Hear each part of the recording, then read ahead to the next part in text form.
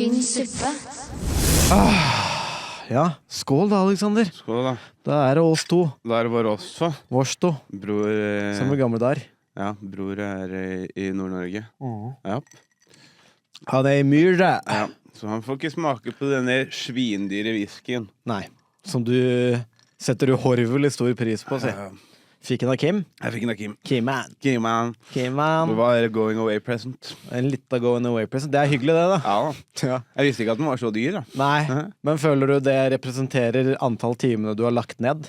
Nei, på ingen måte. Nei. Så, men det var jo greit å få noe i hvert fall da. Ja, det jo digg det. Det digg med en liten oppmerksomhet. Det 20 kroner i timeslønn. Ja, det nice. Regnet det ut her om dagen. Gjorde det, ja. Altså, bra. Hva gjør du hvis det kommer noen opp til deg og gir deg kudos for eksempel stand-up da, ikke sant? Men det han på en måte nevner og sånn, av det han digger at du har gjort, det stemmer ikke. Tar du og på en måte korrekter, eller ja, retter på personen da, eller sier du bare takk? Det har jo aldri skjedd da. Nei, ok, for jeg kan være litt mer spesifikk. Etter vi gjorde show i går, så kom det en jævlig entusiastisk dude opp til meg og bare sånn der, det var jævlig bra show, jævlig bra og sånn, men jeg må nesten bare si at jeg digger deg også når du konferansier. Jeg har vært på 5 Tynn suppe-show, men bare denne gangen hvor du ikke har vært konferansier. Og så jeg sånn, hvor da? Og så sa han bare, nei, her og på Nieu. Det har jo ikke skjedd. Du har jo ikke vært konf på Nieu, du? Nei. Og jeg har vært konf på corneren 2 ganger. Ja. Men da, vet du hva jeg gjør da? Da sier jeg, takk skal du ha. Setter sjukt pris på. Kom neste gang. Og jeg kalt den din fake fan. Ja, det det du gjør. Ja. Du ikke fan min! Du ikke fan. Jeg tenker sånn, det har du sagt i denne podden nå, at vi trenger de fansa vi kan få. Godt poeng. Ja. Så jeg beholder den, jeg vet du hva? Jeg sa, fuck yes! Og vet du hvorfor jeg kom for så mye? Det på grunn av deg, kompis. Var det han som du stod og snakket med når jeg dro? Det jo litt vanskelig for meg å si noe om. Men... Jo, fordi du stod og snakket med han. Ja, men jeg husker ikke når du dro. Det jo det som poenget mitt. Fra Mike's Corner? Ja. Du stod og sa, han her hører på podden. Han fan av podden. Så gikk vi, så sa vi ha det. Ja, men igjen, jeg husker ikke det, sier jeg. Faen, det hasjen. Ja. Hasjen, må slutte. Gi det med den hasjen. Den jævla hasjen. Har du tatt masse hasj? Du fikk meg til å... Har du tatt masse hasj? Jeg har tatt litt for mye hasj, faktisk. Ja. 7 hasj. Jeg har sluttet å ta hasj. Kan jeg få 7 hasj? 7 hasj, ja. Vi har hatt 7 hasj. Nei, skal vi bare åpne der? Ja, vi kan åpne. Ja, si velkommen. Jeg har mye å prate om. Velkommen til podd, da. Velkommen til Velkommen til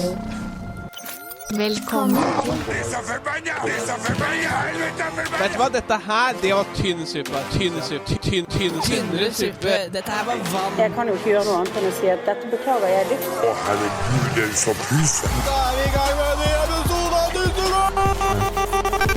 Tynn suppe. For det ganske tynn suppe. Welcome to Velkommen til Tynn suppe. Mine damer og herrer, velkommen til episode av Tynn suppe!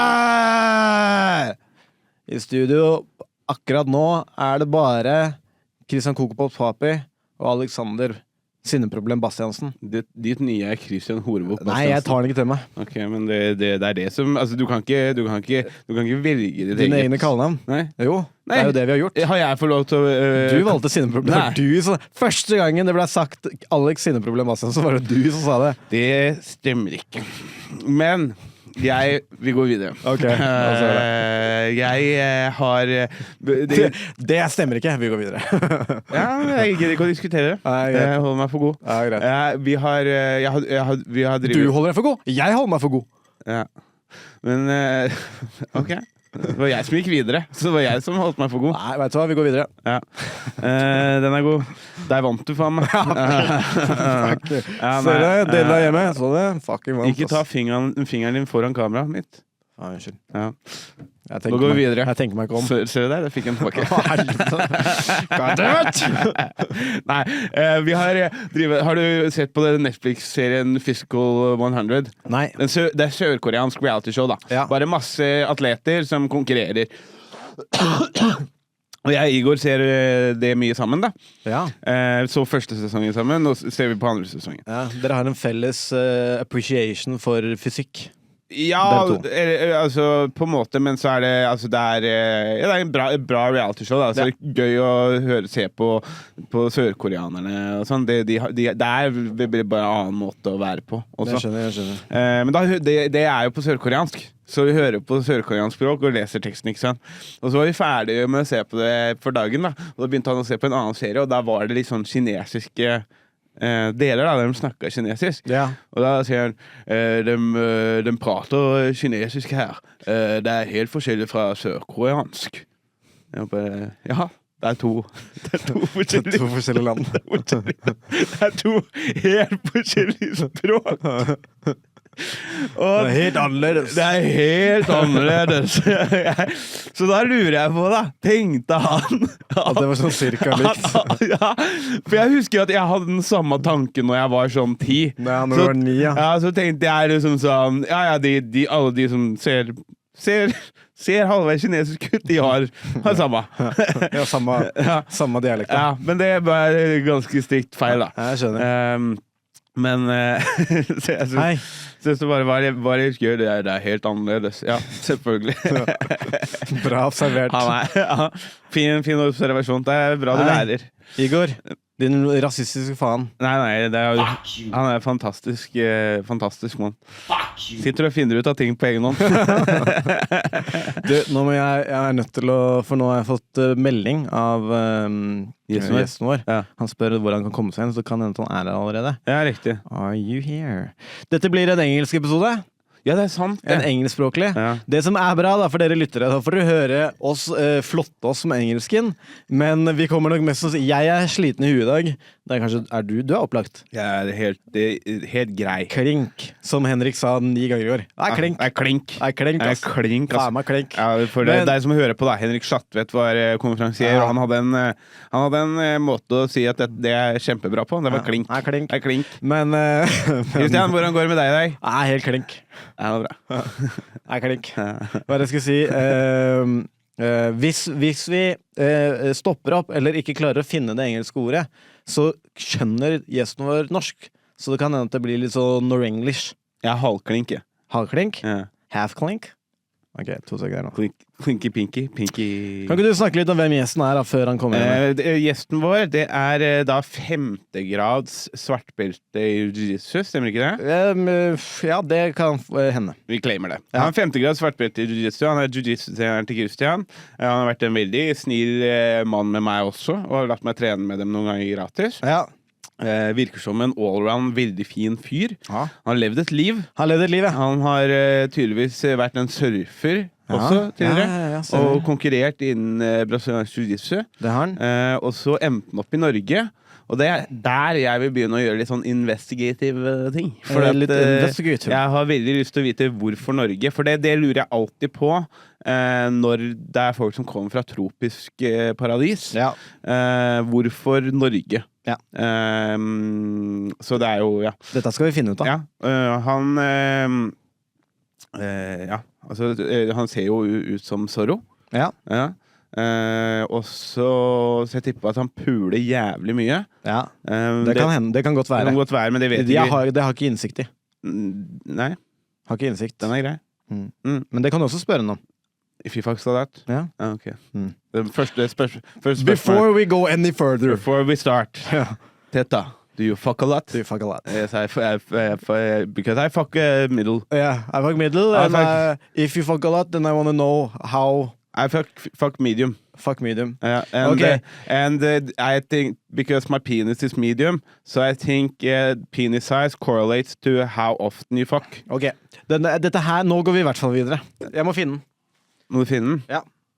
Okay. Så dette blir en jiu-jitsu-heavy episode. Ja, det blir en jiu-jitsu-heavy, men det blir mer historien om Tetch. Ja, det blir historien om Tetch. Kanskje det vi skal ikke snakke noe teknikk. Nei, det skal vi ikke. Nei. Historien om Tetch. Tynn suppe.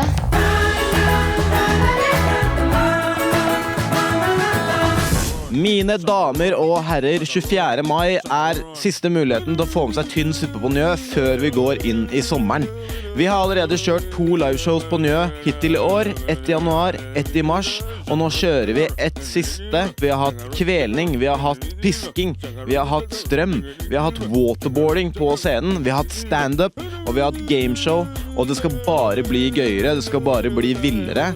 Så hvis du har lyst til å få med deg det her, siste show vi gjør på Nieu før sommeren kommer, 24. mai, gå inn på Ticketmaster, kjøp deg billetter, så ses vi der. Det kommer til å bli dritgøy. Tynn suppe. We kind of stopped doing the introduction thing, but I'm going to do it for this one. Well, we have to do it for this one.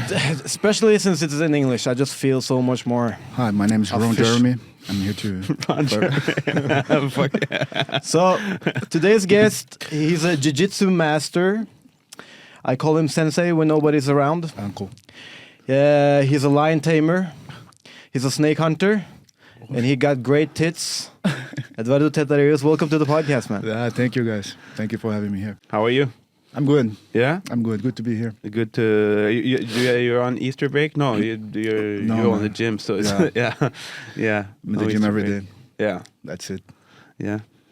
Where do you want to start? Do you want to take the lead? Well, sure. I know you a little bit less than Christian, but I know that you're a jiu-jitsu coach and like you're and you have a 5-degree black belt. Yeah. So, but it's like, so where in Brazil are you from? I'm from Rio. You're from Rio. I'm from Rio de Janeiro. Are you from the favelas or? No, not from the favelas, No. but not from the best place either. Yeah. In Brazil, everything's so mixed. Right? Yeah. So like. The favela is just on the side. You hang with the guys from the favela, and like everything's so mixed and. But like, what's the difference? But I guess, of course, if you live there, but is the favelas like a segregated area, or does it kind of like blend in? And is it the heights or what that's is the thing? The favelas, they're the most beautiful points of town. So everything, they're all on the hills and mountains. So they have the best view, no infrastructure, right? But they have the best view of town, you know. But is it like is it like a separated part of the society? Is it like a lawless? It's just like across the street, and then you go up the hill, and then you're there like maybe two blocks from the beach. Some of the favelas 2 blocks from the beach. Okay. And then you just go up the hills, and there's all the houses and like. They made their house themselves, right, in a way. Right, yeah. People they build it up, and people help each other and things like that. And it's like you could say it's almost like a parallel power, right? Because basically the drug dealers and the crime that are kind of ruling, that's a kind of balance with the drug dealers and the crime and the police. Yeah, so is it like a understood thing that like the police doesn't go into the favelas unless they really, really have to? Or kind of, yeah. Okay. So it is complicated. The system is very complicated there. Like if there's trouble, they're going to solve it. They're going to go there and they're going to solve it. The police, I mean. Right. But usually it's almost like a different law. It depends in different favelas. There are different ways to deal with. Some favelas is always in war with the police. Yeah. And then some of them, they are in war with different organized crimes. Yeah. Groups, right? And then there's always this control for the power for the selling drugs or not only drugs. And now they also have they call some like a militia. I don't know how to say it in English. Militia. But we call it is more like it's like former police officers or corrupted police officers that take over and take care of the place, and then they take care of the they have some vans that they can transport people like a bus, and they make their own lines, and they make their own businesses there with maybe electric power to pull the cables and put in the house, and or for security. It's a kind of mafia that also has like around it, and like it's Rio's hell on earth, man. It's so good, but it's so bad at the same time. Yeah. Like that, I call it the hell on earth. You love it and you hate it. So how was it growing up in Rio then? So you're not from the favelas, but where in Rio are you from? I'm from Barra da Tijuca. Barra da Tijuca is a neighborhood, like, so if there's the Copacabana, Ipanema, Leblon, these famous neighborhoods that people sings about it, and with everybody knows Copacabana, right? So it's a long stretch of the beach, and then there's Apoador, Copacabana, Ipanema, Leblon is like a long stretch, and then there's a kind of a mountain that goes into a rock that goes into the ocean. And then the other side of this rock, it is the neighborhood that I was born and raised. So it was kind of difficult to grow too much from there. Was more like residences at the time when I grew up. And people used to just cross the mountain, like it's just a 10-minute drive or whatever, to go to these places to work or go to downtown, whatever. Right? And then the neighborhood grew from there. These like people living there, and then it was like more, businesses and things like that start to grow. Nowadays it's pretty big, but there's kind of flat. There's no mountains there because it's like in the end of there's like the ocean is here, and then there's kind of like a river or channel that goes to the other side. So it's like a stretch of land that's flat. So there's no favelas there around there. Right. Okay. And so how did you grow up? Like in a house or? It was an apartment. It was an apartment. Yeah, but my grandfather was one of the pioneers there on the neighborhood. Okay. So he built a lot of things there. So the apartment that I grew up in, and that area, that area that I grew up, there was a lot that could be only 3 stories buildings. Okay. So it was like just small houses, families and things like that, and 3 stories buildings. Okay. And my grandfather built the building that we lived. So it was like my uncle, my aunt, my father, my other aunt, and then the penthouse was my grandfather's, but my grandfather's living in the house. So the whole fucking family lived together in the building, pretty much. No, just in the end it was just like my aunt and my father, and then the other apartments were rented. Okay. And then, but my grandfather used to live in a house a couple of blocks away. Right. A couple of blocks away. So, but it's I've heard from people that it's been traveling to Rio and stuff. Like there's areas in Rio that you like, if you're a tourist or something, like it's safe pretty much everywhere. But after this and this time, you don't walk into that area. Yeah, it can be like the problem is that you can be there for 10 months. You can get to this place and meet people and nothing happen. Have the time of your life. Yeah, it's gonna be wonderful. And you can be there for 10 minutes, you see someone getting stabbed, you get robbed, you see a car crash, and the police officer try to, you're unlucky to meet a corrupt police officer, and you know, you never know, that's the problem. Yeah. You can be there, meet with the king of the favela, there, the guy's gonna treat you really well. Yeah. And you're gonna think the guy's your friend, and like, and nothing's gonna happen. You're gonna have the time of your life. You know? But of course, and now, for example, nowadays, like everywhere, people say that everywhere it's very common for people to snatch your mobile. Yeah. So if you talk to your mobile, try to take pictures, they just run it, snatch your mobile. It's gonna snatch a lot of pickpockets like these and things like that. So that's the thing. You never know. You never, even when you think where you think is safest, someone comes with a motorcycle, they're gonna rob you and things like that. I was riding motorcycles growing up. So Renato, for example, so if me and Renato are in a motorcycle, to put him on Renato is a big black guy, man. My brother. Another black belt at Frontline. Okay, cool. So it's me and him, right? I'm brown, he's black. And then if you riding a motorcycle, so you cannot ride on the side of the, and we don't ride like a car, you know, you ride between the cars. Yeah. You pass in the corridor all the time, especially because of traffic and things like that. It's very different. So if you ride on the side of the car, either behind or passing, you don't ride on the side of the car. Else people are gonna think that you're gonna rob them. Oh, right. You know, yeah. So one time I was with my mother in the car, and she thought it was suspicious. She thought someone was going to rob her. She just threw the car on top of the bike. The guy's following Better around. safe than sorry, huh? And like I think 5 times riding the bike, I had to escape because the guys come. You see 2 guys come, and you see the guy on the back with a gun on his hand or something like that. So they want to come close to you. So when you stop in the red light, you have to be always aware because they come and they just shut off your bike, and the other guy on the back has a gun. You know. Yeah. So there's these things. And there's a lot of funny things from there. But well, funny, that's relative.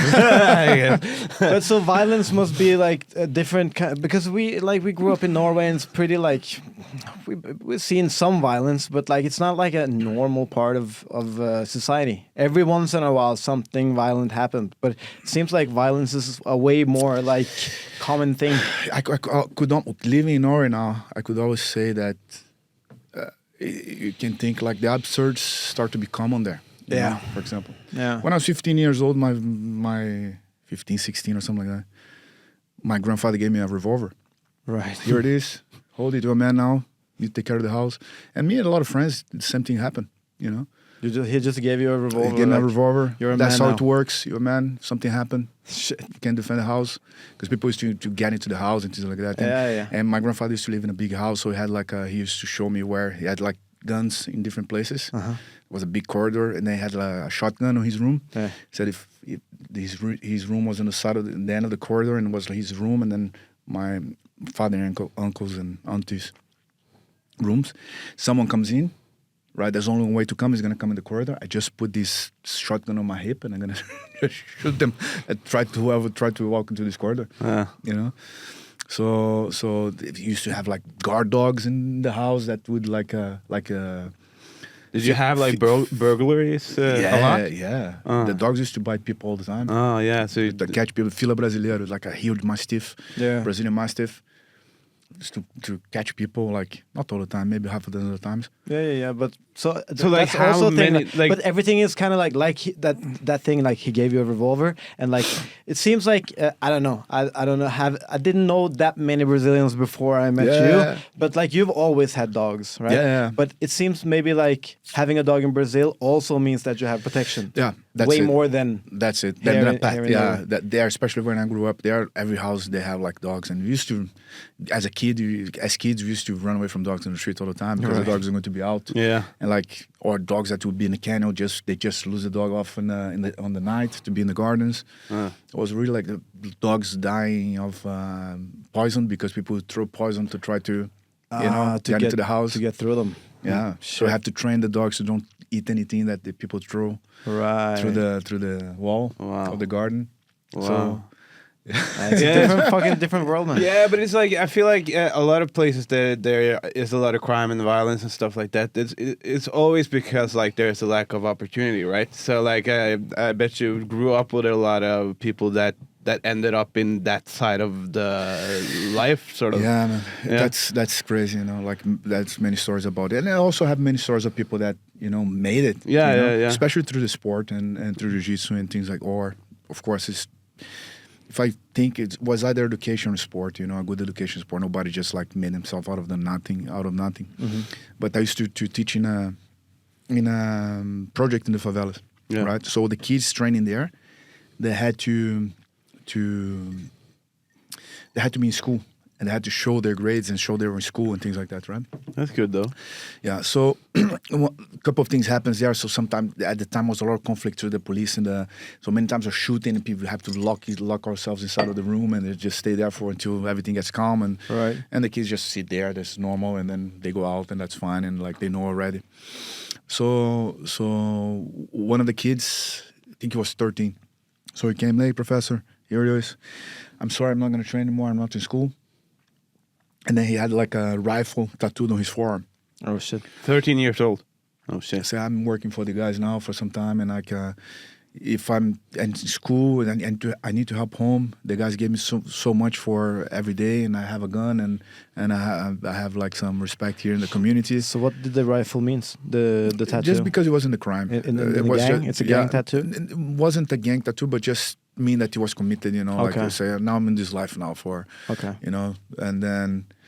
and then he said, I have a gun, and then I can grow my position, inside here. Yeah. And I live with my grandmother. My grandmother didn't need money. If I find a job, I'm not gonna have enough money to buy food or whatever. So thank you for the opportunity, but I'm doing this. And then the other day came the owner of the favela came down to the project to see. Hey kids, nice that you guys are training. Good. Hey professor, show me this fight thing. But this skinny guy is so sunny. He takes a rifle from his back, 2 golden pistols from his from his waist, 2 grenades in the pockets. He had 1 grenade in the pocket. Put everything aside. All the kids like, oh my god! The guy like, get out! Bam! Let me show. Then I had to show him some moves, and the thing said, I like my self-defense here better. So I put the guns back in the pocket. So kids, stay here. We have to train. Stay in school. They wanted for that the drug dealer. That's what I said. The guy was cool as fuck. But he's a fucking killer. Yeah. So, but he cannot get out of the favela, right? So everything's there. He died there. And yeah. So, And then I said, like, what do you need you guys need anything? I said, yeah, no, we're looking for a sponsorship to give them gis because they had like old gis and you would train and then next round you would give me the gis. So I would use the gis where they get to train. Okay, so they need some gis, we need for some sponsorship. You need the gis, so he picks up like from a backpacker now or a fanny pack, he picks up pack of money. How much is the gis? And the kids, fuck, I say, man, just take it easy, don't do this. The kids start to look up to this, right? Yeah, they see him. And for him is normal or whatever, you know. What do you need? Start to take money? No, we don't need that. That's okay. We're looking for sponsorship and blah, blah, blah, blah, blah, blah. And actually, a couple of weeks after, came a package full of gis from him. Oh, shit. He told them to go and buy and he gave the gis to all the kids and with the money. And so, first and foremost, like what kind of place or position does jiu-jitsu have in the Brazilian community? Nah. Because here in Norway, it's kind of like keep this let's go. Because here in Norway, it's still like it's growing, but it's still like kind of niche. It is in a way, right? But it seems like it's been a big deal for a while in Brazil. I almost seen history repeating here in a way, from when I grew up. Okay. Right. So I started really young. So my grandfather was actually a huge fan of the Gracies.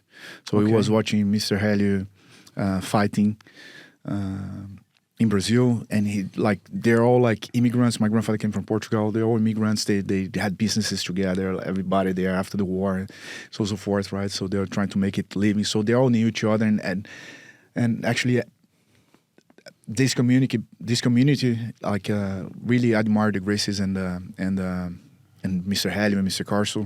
Carson, right? I think Helio even had some classes with the former president at the time. Oh, really?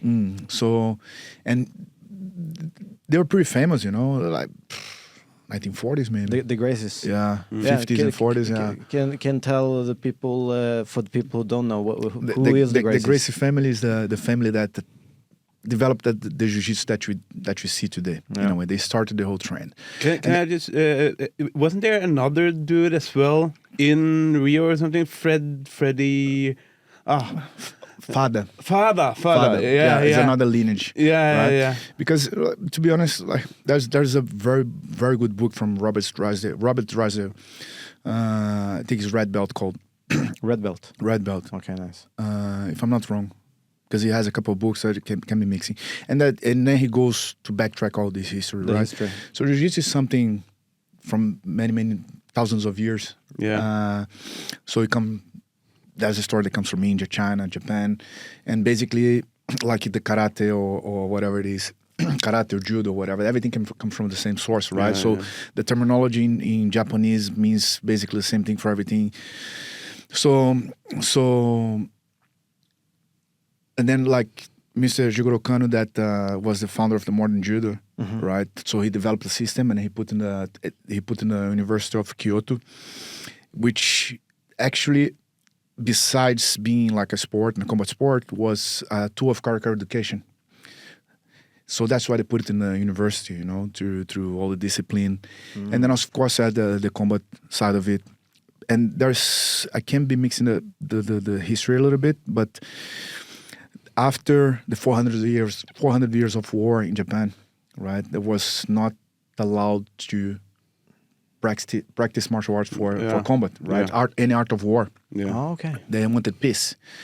So the samurais were just like walking around, and they start to develop these martial arts school. Yeah. Right, martial arts schools, and then they divided. They took only the stand up, and they become karate. You see the kata, for example, that you pretend that you fight with different people is because you could not spar actually. Right, because it was forbidden. Yeah.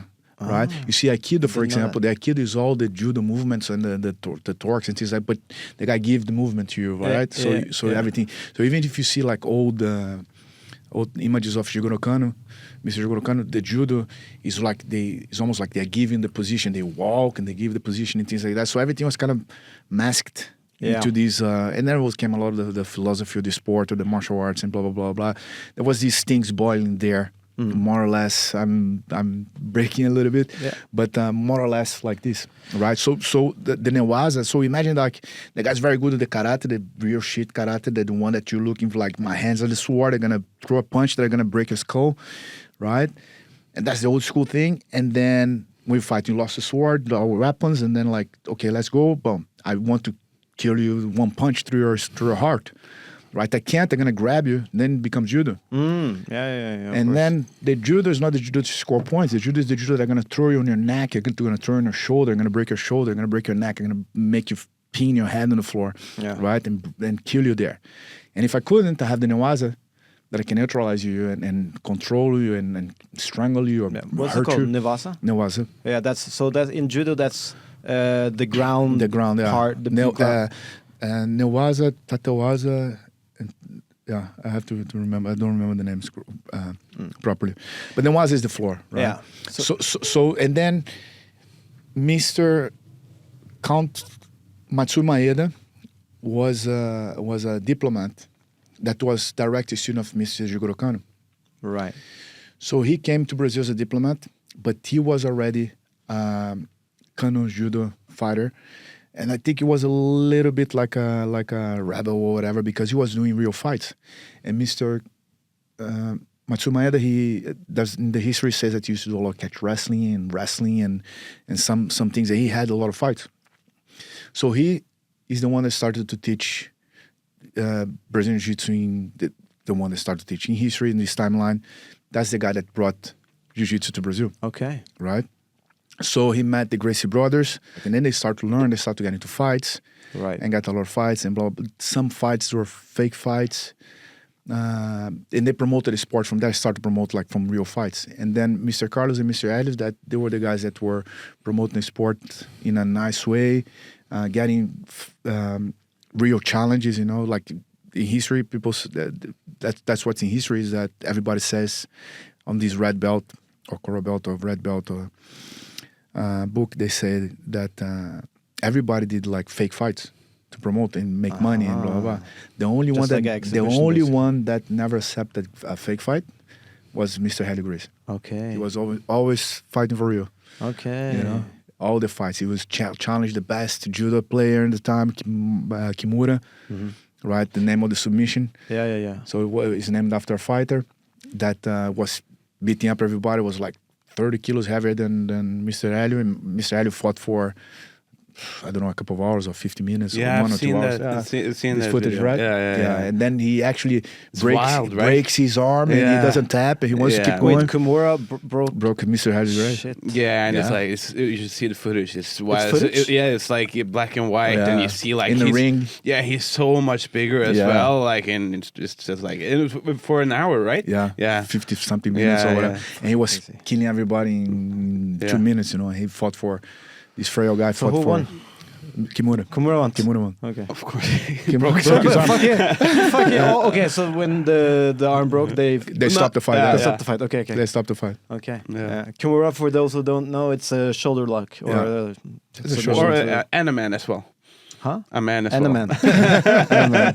So the Gracies kind of have gotten the credit to keep it alive, to keep it and keep it alive and popular, you know, or else it would end up like any of these traditional martial arts that people just do some moves and whatever, you know. So they kind of took it upon themselves to kind of refine it into what it is now. Yeah, basically, let's say this. Like they had a very nice academy in the downtown Rio, which is just like very expensive, like only private classes and teaching the self-defense system and all the philosophy and the Gracie diet and all of that. And like people say that the classes are like all on time. You go there, they have your gear washed for you. You put on the gear, you go shower, you leave your gear there, and you train and you leave, and that's it. Fancy. Yeah, that was fancy thing. And then as history says, like there was the lineage of father that was in a different place in Rio. Yeah, he was in the ghetto, right? Mm-hmm. So, and I if I'm right,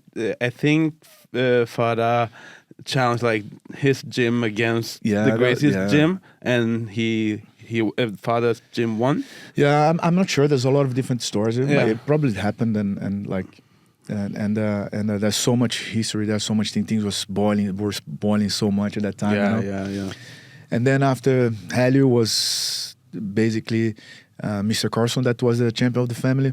Carson Gracie, that was our lineage, right? So my teacher is direct student of Mr. Carson Gracie. I used to train in Carson Gracie's academy from time to time. Right. Go there to visit. So the history is that Carson was the one that wanted to make it popular, make group classes. Right. Open the academy, make group classes, and he wanted to see everybody winning and beating everybody. Carson was a...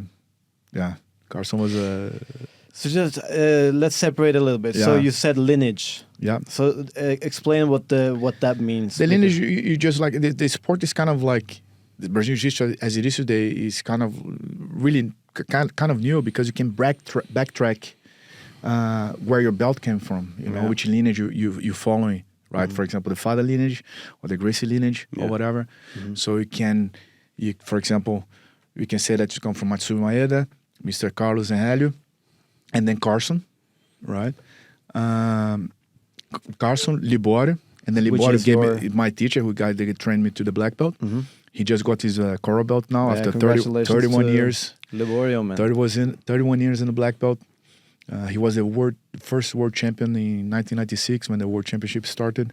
The first one? Yeah, it was 1990. So the sport is very, very new. Yeah. So basically, the lineage is basically you can backtrack who gave you your black the belt. Yeah, you still can backtrack that. And then who gave the guy who gave you his black belt his black belt. Exactly. And as a family tree in a way. Exactly. Yeah. Exactly. Yeah, I actually went back because I told Joe to come train one time at our gym. And he was like, "Fuck that, Carlson Gracie," or something like that. And I was like, "Okay, that's pretty cool." But I went back into your lineage, and then my coach at the time, his lineage, come back and place. It ends up at the same fucking place. Especially from my generation, people that came from Rio, man. Most of the people came from Carson. Carson Gracie is really he's a freaking legend. You see everything you can see many of the biggest fighters they have some Carson Gracie in him, and you see that how fun it is because the guy never met Carson. He probably started training Carson was dead already, Carson Gracie, let's go, blah, blah, blah, blah. And that's the same spirit that I used to see before. Before we didn't used to fight we were not fighting for money. There was no perspective in the sport. The medal didn't really matter. What mattered was that, Carson, we used to make you have a qualification in the gym before the tournament. So you would have 3-4 matches in the gym to be able to fight for Carson. Yeah. So Carson would go to the tournament with team A, B, and C or something like that. You could put like this. So you guys had qualifiers? Qualifiers in the gym. Oh, shit. And if you win the qualifier, and then you go to the tournament and they call my name. Yeah. Eduardo, here's Carson Gracie Academy. Okay. And people know, okay, shit, he won the qualification there. He's been through hell already. He won the so if you're representing Carson, man, you have to perform. Yeah. You had to perform. And Carson was all about the team too, all about being. He used to be in the tournament with the paper, just taking notes or the medals and things like that. Just to know that he had enough points. You need this medal because you're behind on points. You need this medal here because you need to win the tournament. He won the title for the team. He won for him. He was very used to betting in anything. He used to bet in our matches. He used to bet in cockfighting and in everything. He used to bet in everything. And there was a tournament that was there. The tournament was not how it is today, right? You used to get to the tournament and they would put up the brackets there on the wall and you don't know what time you're fighting. So you need to be ready to be there for the whole day. Yeah. Yeah. And it was late at night on a Sunday, and I was going to the final of the open class, final, semi-final, something like that. And then Carson Libório is like, "Come on, let's go home." So no, but wait, my fight is coming up soon. Let's go. We already won the tournament in the points as a team. Just give the medal to the kid. Let's go home. Let's go eat. Okay. Let's get out of here. You don't need to fight anymore. Let's go. We're tired. He had achieved. No, I had to go with them. Yeah, he had achieved what he wanted to achieve. Yeah, nobody can beat us with the medal points. Wow. Let's go home. That's okay. But that's cool. Well, of course, but I would still want the medal, though. I would still be like, "Hey, fuck you! I want the gold." You don't saw Carson say, "Yes, sir. Let's go." That's okay. Tynn Suppe.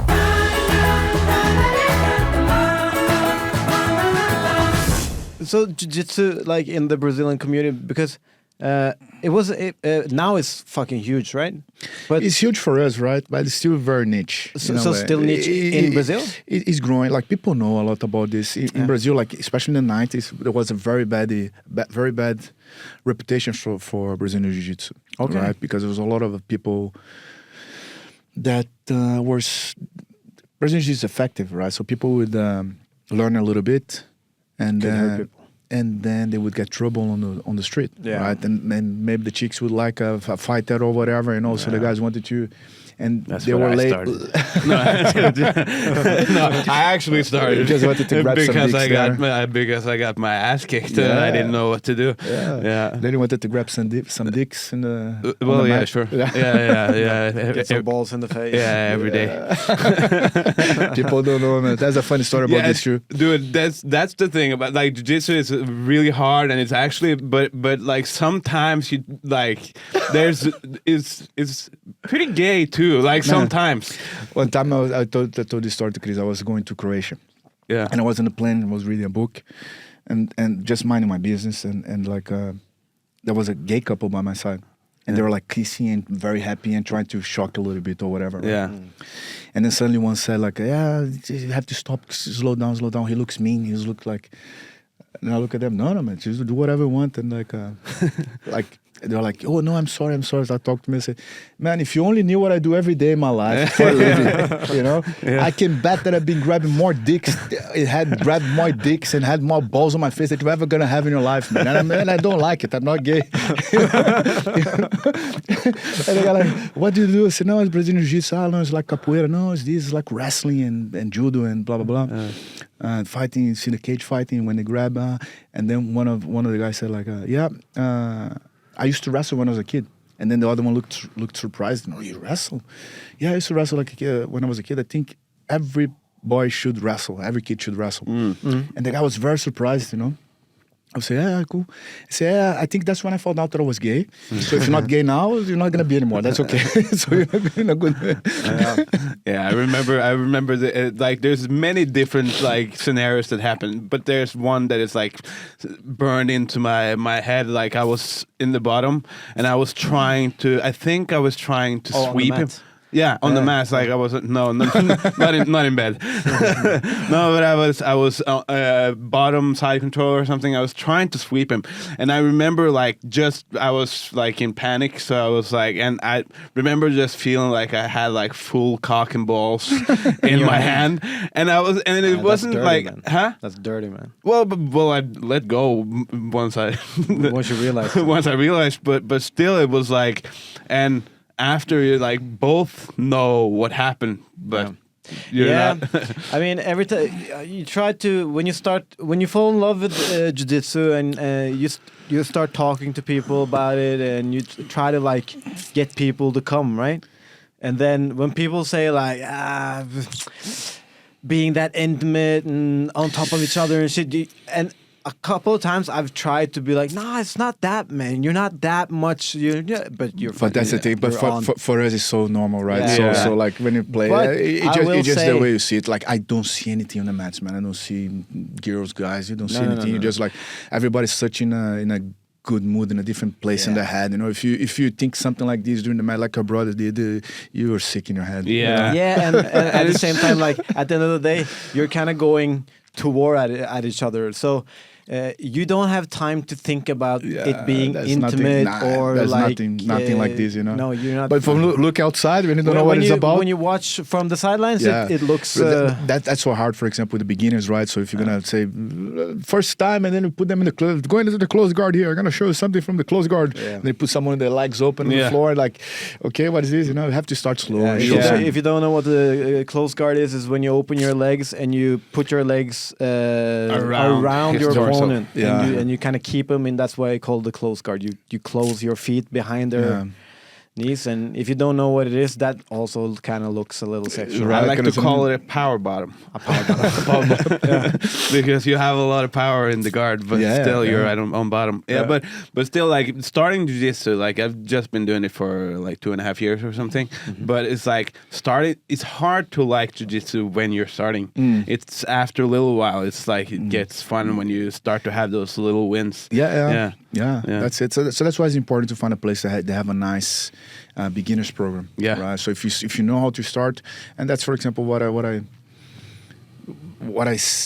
have in my mind when there's someone that coming for the first time, you know, I just in my mind I say I'm gonna make you fall in love with this. Yeah. That's how it is. You see how fun it is, how interesting. So you need to know how to put. You can't think like this. Someone that's been knows what it is already and put someone bottom mount or mount on me or whatever. Like that's not what it is about. No. I think a mix is super helpful. Like we have on Academy, Frontline Academy. It's like you have the total beginner classes, you have the intermediate classes, and then you also have like the 12 o'clock classes where it's jiu-jitsu for everyone. It's mixed down. So you can experience like real pressure and real technique and real pace and whatever.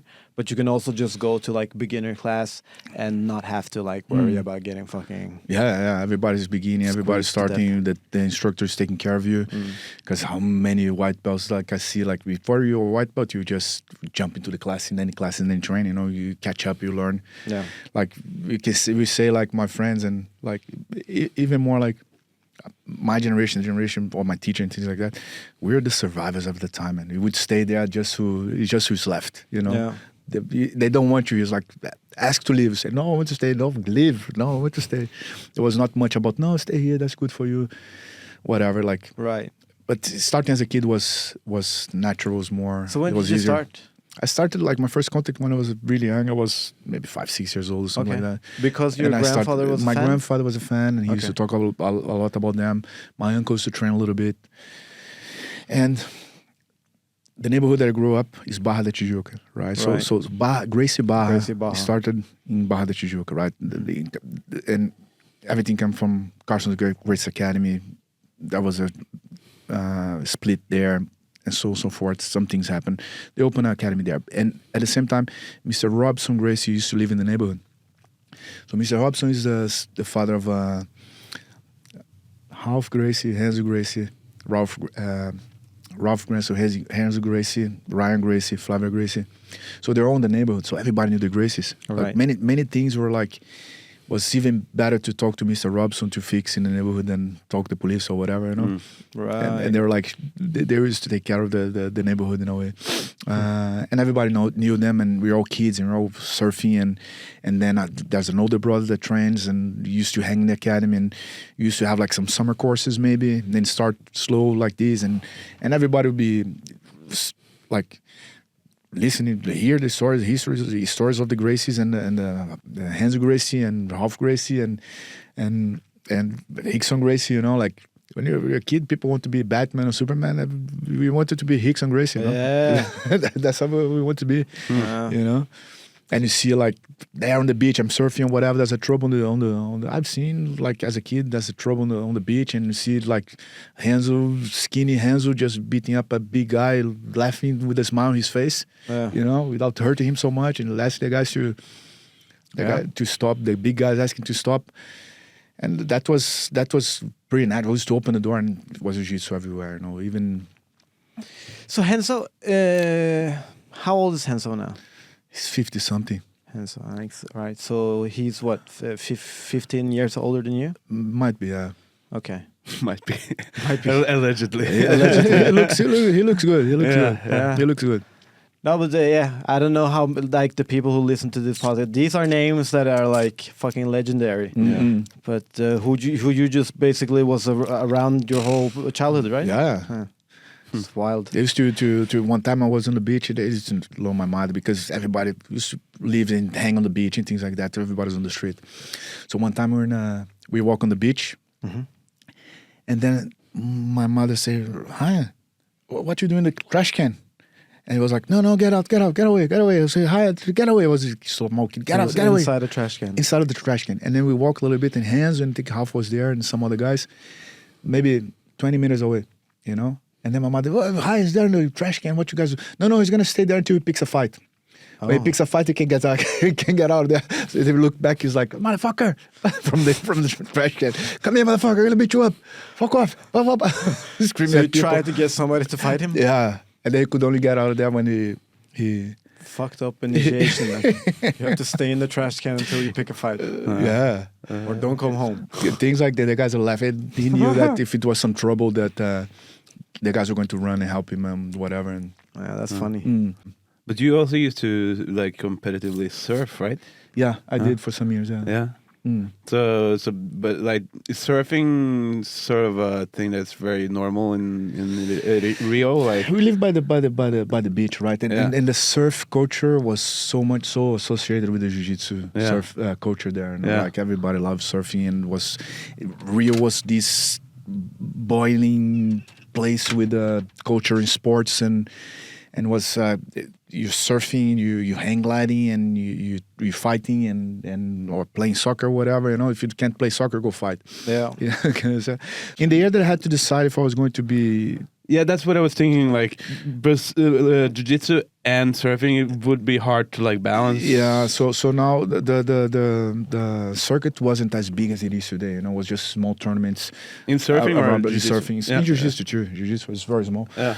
So we used to travel and compete and like, just because you're on the beach all the time, we live by the beach, and you're on the beach all the time, and you could surf, and you got some results, and then we compete, and suddenly you have the chance to be pro, and you compete a little bit with the pros, and then if you get ranked, you can choose if you're gonna go pro or whatever, and that year that I had to decide if I was going pro or be fighting, I decided to be fighting. My best friend decided to go pro. Right. And like, so that's, but everything was so you just, felt there like was, you had to there was no choose, or? perspective for anything anyway. I just was more into the fighting. Right. Yeah. So you would probably do that either way. Yeah, probably. Probably. I wasn't that talented surfer either. You know? Okay. I like have fun and things like that, and like I can't surf, but nothing like to dedicate it to tournaments or whatever. And right. So you felt like you were more talented in jiu-jitsu. I don't know, man. I don't know if I was talented. That was the one I picked, and that's it. Yeah, cool. I was always going to be surfing anyway, and like without the pressure to compete or anything, and like Did you start training with Libório from the beginning? No, I'm very young. I was like, there was these summer courses or people just hanging around and training and things like that, right? And then I trained with Pitoko Totila Jordan. He's a guy there from my neighborhood too. He had some mats in his house. Okay. So all the kids were training there together. Right. Know? And then Libório opened an academy in my neighborhood. Okay. And then I started training close to where you were living. Yeah. Then I started training him, but really young. And then it was serious shit. Yeah. And you connected with him pretty quickly, or how was Yeah, man, we were a bunch of kids training there, and Libório was taking care of all of us, you know. Yeah. So it's not only me that connected, but Libório is a special guy, man. He's just like, it's not that as Pitoko is a special guy, still a good friend. Still, I go visit his academy when I'm in Rio. Yeah. But Libório, he caught us in a way that is just magical, you know. Like, he inspires me and so many of my friends of that generation, and took care of us and gave us a good insight of what we could be or what we could do. You know, he seems like a guy who just like put the emphasis on being like a stand-up guy. Yeah. In a world where it's fucking chaos and like put the that's it. And I mean, I've been lucky to meet him a couple of times. It's just so warm, and you kind of feel you really feel seen. Man, he used to hang out with, that's it. So he used to hang out with us, go to the gym, train, and then let's go to the beach. He used to go to the beach with us and then bring us to surf. I remember he had this truck, this Land Rover. He had a Toyota, like a Bandeirante, like a Land Rover. So he used to put like everybody in the car, boards in the car. So if you go surfing in different places, he used to put people on the roof of the car, to go up. And we used to like that was crazy. And then, but at the same time, he would say, okay, now I have to work. Let's go. Let's train at 6 a.m. Right. I go to work, I come back to lunchtime to train. Mm-hmm. And like he used to show us not only this, but show us, okay, I have to go to work, I have to do this, we're gonna train. He was serious. Blah, blah, so he had another job as well? Yeah, he had a big position in the national bank there. But he didn't have so he didn't like charge you guys for training, or? Yeah, he charged. There was a point that he was we got kicked out. He used to have academy inside of the gym, and we got kicked out. And then basically we rented a house in the neighborhood, and we put some mats on the living room. Yeah. And he was training us there. Basically, just putting money to pay the rent, and he was training us there. Yeah. At any place, and like.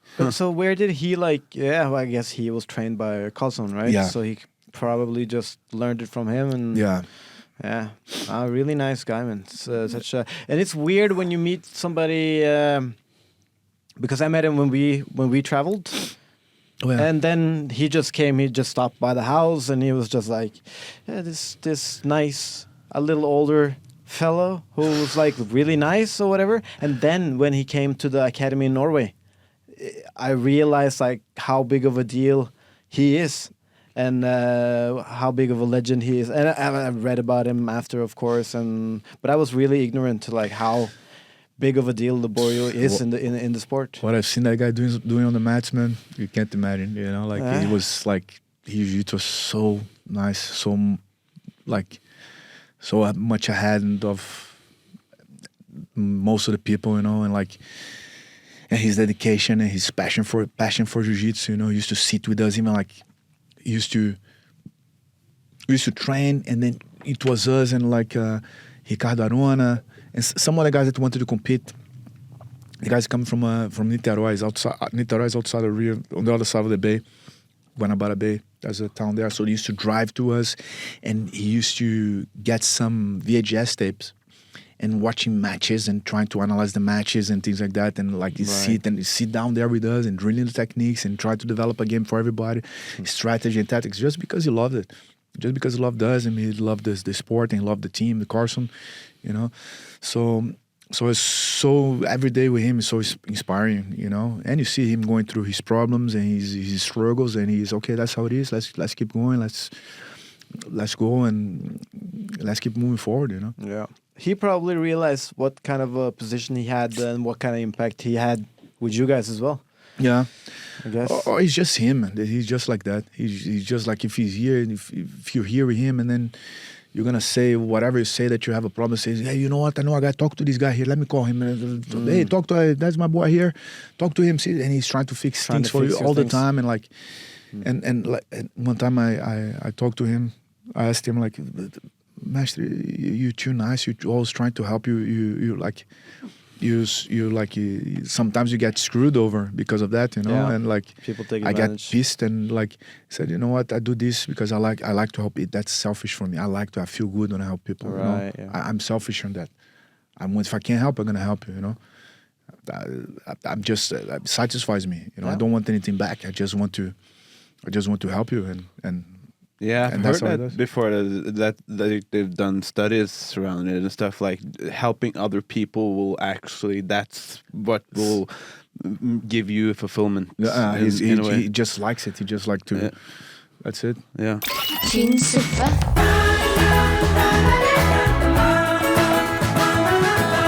Yeah, I always ask people that, okay, you're from you're from Brazil. You're from what I would call a paradise, right? Yeah. And I always ask, like, why would you not? come? Like the winters, like this. Like I think about it every year. Like, how can I get out? From these winters. I think one of the things was the differences that caught me a little bit because because this is sort of exotic for you, right? It's the opposite of everything that I lived, like the society and the weather and everything, the country. But I never wanted to leave from Rio. And Libório, my teacher, he moved to America, and he wanted me to go with him, and I never wanted to go, and I never wanted to move from Rio or move to America. But in 2005, Renato came here, moved here. Renato is he came before you. Yeah, he's my brother, and I know him since childhood friends. His family, he's a brother to me. So I came to the Europeans in 2006. Where'd you go first? I came to Lisbon first to the Europeans to compete there. Okay. And then after the Europeans... Sorry, I just thought you meant like all the European countries. I came to the Europeans, yeah. I came to compete in Lisbon, and then I was in Lisbon. I went to a couple of seminars. And and Renato, if you guys know... For you guys that know Renato, said, no, man, that's okay, I'll fix. You're coming, that's no problem, blah, blah. Renato disappeared and didn't send me the ticket or anything. So last seminar, I was like, okay, I have to go from here. Renato, where I'm going? I said, yeah, man, just come. I said, just come. Yeah, I told you that you can come. I said, but you said you're going to send the ticket. Oh, yeah, no, I forgot. Just like, and then I was there, tried to buy a ticket, and I got a ticket, came to Norway. Randomly? What you mean? It was just randomly that you went to visit him? Yeah, he knew that I was coming. He was with me in Lisbon. Oh, yeah, okay. Then you made a... Yeah, okay. Yeah. He said, just come. I'm sending you the ticket. But he didn't send it. So I have to come. So, and I got a flight to Sandefjord. I landed there, and it was like winter of 2006. When I got out of the plane, ice on my feet, I was like, what the hell? You have flip-flops on your feet? Or just on my jeans. I was like, what the hell is this? And then he picked me up there, and I came here. And of course, there's a girl involved. It always hits, I met a girl. Yeah, that's usually the story. I met a girl, and we had two kids. We have two kids together. Yeah, we stayed together for 16, 17 years. Unfortunately, it didn't work out now. We had to go. We have to separate, but it's still best mother could ask for my kids, and 10 out of 10, we just didn't work out together. That's life, unfortunately. That's usually like when I meet foreigners who like live here. It's like, okay, girl. They're always like, yeah. But here's the thing. Still together? Here's the thing. That was not only the girl, because again, I never wanted to leave Rio. But when I came to the academy, then I met the guys that are my partners today into the business, right? And the academy was like, there was only Tynn as a brown belt. It was the highest belt in Norway. Saxonvik? Tynn Saxonvik. He was a brown belt already when you. He was the first Brazilian. He was the first Norwegian black belt in Brazilian jiu-jitsu. But did you give him the black belt? Yeah. But who gave him the brown belt? I'm not thinking it was Marcel Jog, I think, if I'm not wrong. Okay. I'm not sure, but I think it was Marcel Jog. Okay. But Marcel Jog was here before me. Right. Even before me. Marcel Jog started I don't know who that the club, yeah. So Marcel Jog that started everything. So guys were training under him, and then there was a split, and then they opened Frontline Academy. So I came here, Frontline Academy, that was only some months open. Okay. So the things that I met the guys, I became friends with them, they became my student, and then we became business partner, right? So it was not that I travel here for the business, for work, because the academy, there was nothing. The sport is not as it is today, and there was nothing. But I had friends here, and I had people that I consider my students that were training with me, and I felt there was a place that I could actually add something, and build up something. It was more for the adventure almost, than actually, because again, there was no promise or anything. And I was a black belt for some years already when I came here. I had my reputation, or whatever we call my titles in Brazil. I was teaching Brazilian top team. That was the biggest team at the time. So you already had like you had some results to show for with your fighting and whatnot. Yeah. When you started traveling. Yeah, when I came here, I was a black belt for 5 years, I think. Okay. I was a black belt for 5 years already, and like fighting the black belt for a lot, and like I had all my career already behind me under Ricardo Libório, and then after Libório left, I was trained with Murilo Bustamante. So basically, I was trained like especially my competitive career was like Murilo Bustamante, Carson's gym, and like Libório, So I was together with these guys, and it was already. And again, I was the Brazilian Jiu-Jitsu instructor in a Brazilian top team under Murilo, right? Together with Olavo Abreu at the time, and we had a huge team. And you're like, I was already with everything up there, So how is it? I mean, like you said, jiu-jitsu was kind of niche still. It's huge for us, but it was niche in Brazil. But when you came to Norway, what you said 2006? Yeah. So I've done jiu-jitsu for 6.5 years, I think. Yeah. You've done it for 2.5-ish? Yeah. Well, I started I started a year before you, but I only did a half year then, and I stopped doing it. So my point is, it felt like when I started, it felt like this fucking big boom of like because of the UFC, because of Conor McGregor, because everybody started because of Joe Rogan. I think probably. Yeah, I think the podcast actually made me interested in like the UFC and then Brazilian Jiu-Jitsu and stuff like that. But how was it when you came? Like how big was the academy when you came to Norway? It wasn't big. There was some people training Krav Maga there. Right. And some people training Thai boxing. Okay. And I think these people would like to try a little bit jiu-jitsu and then start to catch people from there, or people that are really interested about fighting in MMA and whatever. And they would see that. So what are we talking? Like 50 people? In the club? Yeah. No, I think it was already more people. Like, I think it was already more. I can't tell, but it was not. The majority of the people trained Thai boxing and the Krav Maga class was full. Okay. And like Okay. But I cannot tell. Because now it's. Yeah. I thought so that I was like part of a boom when I started, but then now. Like the amount of new white belts I meet like every week is crazy. But I see that one thing that's happening there is a lot of people that. First, because of course the media is much more exposure now for everything. Yeah. And of course, having the guys in the UFC, Jack, and most of the work they did to promote the sport. And that now you see that people that used to train before, or tried a little bit, or interested and couldn't train, they put in their kids there, and they're coming back to training too. And then the word of the mouth is going a little bit more around, so people can also.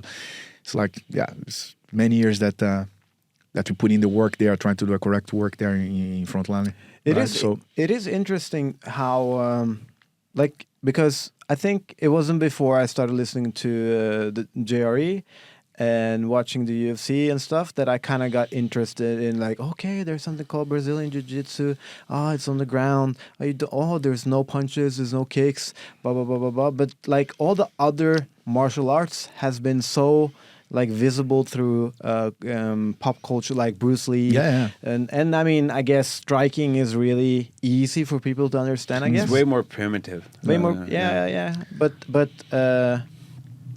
so it took me a while to figure out that it actually is a sport where it's kind of like wrestling, but not really. Yeah. So, it's a fucking interesting thing.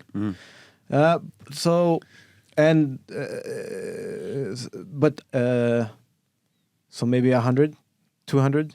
I can't tell. I cannot tell. I don't know. But now, how many members do you guys have in Academy alone? Both academies with Thai boxing and MMA and Brazilian wrestling. I think it's about 1,400. That's crazy. 1,400. That's only one. That's only one gym in Oslo. Oslo too. Yeah. Counting but like one team. Yeah. Frontline Academy. Yeah. That's one of what 3 gyms in Oslo. Money. No, you have some gyms around. You have some gyms around. The more gyms they have, the better. Yeah. It's good to have competition. It's good to have everybody training. Yeah. I know what I can offer to, and it's like, and it's a good opportunity. If someone's training with me, somebody move, and then have some place to train.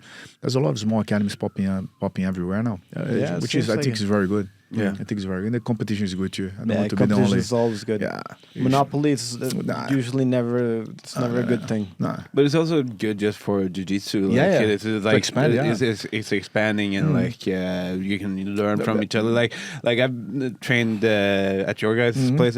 I like. I'm just a blue belt, but it's still like I like there you can't like jiu-jitsu is jiu-jitsu, but I feel there's some things that are like that we're not learning there, that there's like, oh fuck, this is something new I have to deal with here. So it's like there's it's good to always like there's different like to cross train. Yeah. Before, you used to have secret techniques that nobody knew. You had to try to develop that, and then used to be in a tournament, the guy does that technique that nobody does it well, and you have to be watching his fights, and he wanted to go to the whole tournament without pulling that off, but if he pulls it off, we want to watch, and we're gonna see, or you're gonna meet someone that was competing with him and have an idea, or and then you would go to your buddy like, or someone that's from his academy, and then people, no. There was a little bit of this too, that was funny. That's interesting. These guys are this in the academy, does this technique like this, and shit, it gets everybody, and like nobody really knows what it exactly is, does. and then people have to, There was from time to time it should be something like this, It should be something like this. Tynn Suppe. So there's a really popular grappler now who has made the statement that the best way of getting good at jiu-jitsu is to have the perfect mix of autism and steroids. Would you say that you should have 50-50 autism and steroids, or do you would you 70-30? 70-30. Which way? Steroids 70? No, just 70 bomba? No. And then I'm 30%. definitely starting steroids now. 70 autism. He has a new joke about wanting to go do steroids. Yeah, well, I want to start doing steroids, but not to get jacked, just to get the tits, so I can suck my own tits instead.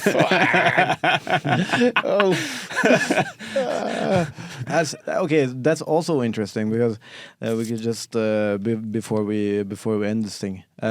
When I met you, way before I started training jiu-jitsu, I went to, because I was fascinating about the whole. You were taking pictures there. I took pictures of Kenneth. And I met you, and I met Jack, and I met all these guys, and then that's Teta, that's Teta. And for some reason, because you have a big tattoo of a snake on your back, and you were training without a shirt that session, I think. So in my mind, I was kind of like, oh yeah, Teta probably means snake, because he chokes people. But Teta means tits, boobs. Because I was a chubby kid. I got bullied, fought with my friends 100 times, and then they got stuck, man. That's how it is. But now it comes full circle, because now he has beautiful tits. I always tell him, man, when he bench pressing like crazy, just to get rid of the nickname. When I go to the day classes, every once in a while we just sit there bitch at each other, talking about how difficult life is, and before I get up, I always tell him, like, just remember, man, you have great tits. Yeah, that's good. but that's what for the other day, for example, I was walking with Alex, and then Alex, he speaks Spanish, right? Alexander Rios. Oh, really? Yeah, he's half Spanish. Oh, that's why the name. Yeah. So I haven't figured out, like, you're so smart, dude. He's not Brazilian? No, he's half Spanish. It's a good name to have when you're a black belt in Brazilian jiu-jitsu. Rio, yeah. And then there was some kids walking around the street that trains in the academy, and they were like, hey, Teta, Teta, Teta. And then it was like, you're a fucking legend, man. You have 10-year-old kids screaming tits on the street. Nobody understands what it is. That's good. But in Brazil, everybody has a nickname, man. The worst you can find. Yeah? Yeah. Like, I have friends Do you have like... an example? Empty mind, empty mind, diarrhea. What's the shit always spits once? Diarrhea. Because he shits his pants. And you say, like, in Portuguese, say diarrhea. And everybody call him Gigi. That's because she shit his pants. Because she pants once. Yeah, I feel like Teta is better. And then I feel Teta is way better than Jerry. There was a friend that is called pau na boca, like it means a dick in the mouth, because he doesn't speak about so let's take a dick out of his mouth, and then he stayed, and then pau na boca, people call him PB. Yeah. Hey PB, because it's pau na boca. You see, so there are many, man. My best friend, his nickname is Tynn. Right, okay. They call him Tynn. Okay. If you have a big ear, they're gonna call you ears. So I guess you were lucky with just the tits. Just tits was good, man. happy with it. Just tits was good. Yeah. I just remember like meat snakes, right? This is, no man. Meat tits. Like okay. I thought it was deeper. Okay. Sometimes people come to us and say, no, why Teta? Say the Greek letter Teta is the power of the universe. Right. You know what I mean? It's like true. That's what it is. Tynn suppe.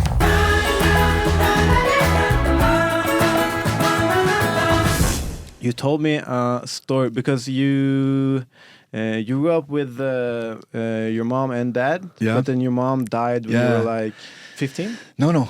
It was right the year that I came here. Actually, it was 26. All right. I was 26 and then already. You told me like a crazy story about how you had to go. No, yeah. So I was... actually, that morning, my mother called me and said like, hey, come home, that I just want to give you a hug. So I went home and said like, yeah, what's up? Because she had a heart condition. Okay. So she knew that she has an aneurysm in the heart. So she knew that shit could burst anytime. So if she's telling me like, come here, I would go there and whatever. But so she was in a friend's house, and then I got a call from the friend saying like, she's convulsing here, something happened. Okay. And then I called a friend that was she's going to this hospital, and I called a friend that was studying medicine, was finishing the medicine school. One of my students, Marcelo, we had some great stories about Marcelo too. Yeah. So, but he was a doctor. He was working that hospital at the time. It was a public hospital. Crazy things there. Public hospital there is crazy. So he said, I just left. I turning around and I'm coming back there. So I was in a motorcycle. Just took like, I don't know how I got there in 5 minutes in that place. When I came there.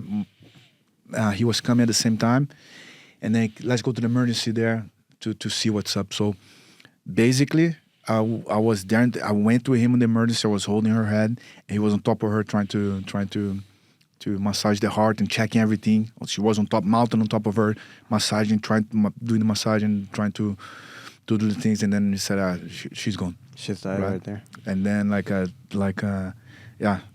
head in my hands, and then. We left, and then I have to see right away when you get all these things. Like I said, I lost someone. Here it is. I have to buy the casket. We have to buy these. And try to sell the things and weird, blah, blah, blah, blah. Yeah. And then my father was in shock outside when everything was happening. My sister was really sad. And I was helping with the things and checking all the things. And then the next day I have to go back to get the body. Then the guy opened like, there was like 4 rooms, like a little bit bigger than this, full of black bags. So just find her there. So I have to go to the bags. You have to go back. Sorry. In the hospital. You were in the hospital? Yeah. And there was like rooms with black plastic bags, like in shelves, like this, you know.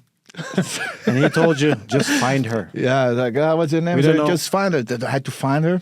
Where the guy was there helping. So I had to find her. And she always said like, she had a lot of gold teeth, you know. So she said, they're gonna steal it. Watch out! They don't steal it. Stole her jewelry. Really? They stole her gold teeth. Really? In the hospital. In the fucking hospital, they stole her gold teeth. Yeah. Fuck!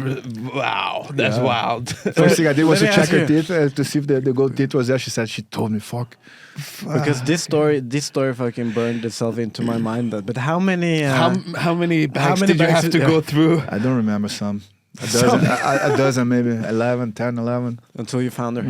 Fucking that's fucking heavy, man.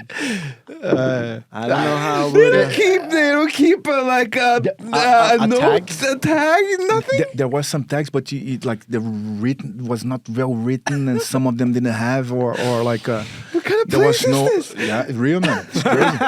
You dare see people coming with bullet wounds and like. Almost dying, like it was like Was crazy. So what, like a doctor just told you, like, find her? No, come back when you found her? No, he was there with me. Okay. He was there with me. So you don't take anybody's gold teeth? Right. It was taken already. Wow. Yeah, they fucking stole it already. Yeah. That's fucking crazy. Yeah. And then we took her out there. There was a cremation ceremony. It was nice. There was a lot of people there. A lot of people from jiu-jitsu, my friends, and like a lot of people there. Mm-hmm. And then where I grew up, there's this rock bottom there that you surf when it's big waves, and we go there to fish and things like that. So me and my friends, we went there with ashes, and like everybody made a circle. On the water? In the water, because she used to stand in the kiosk watching us surf there, you know? Nice. And making fun of the people that were afraid of going there. Nice. They're like, you go there. The storm days used to be there watching, hanging there. And then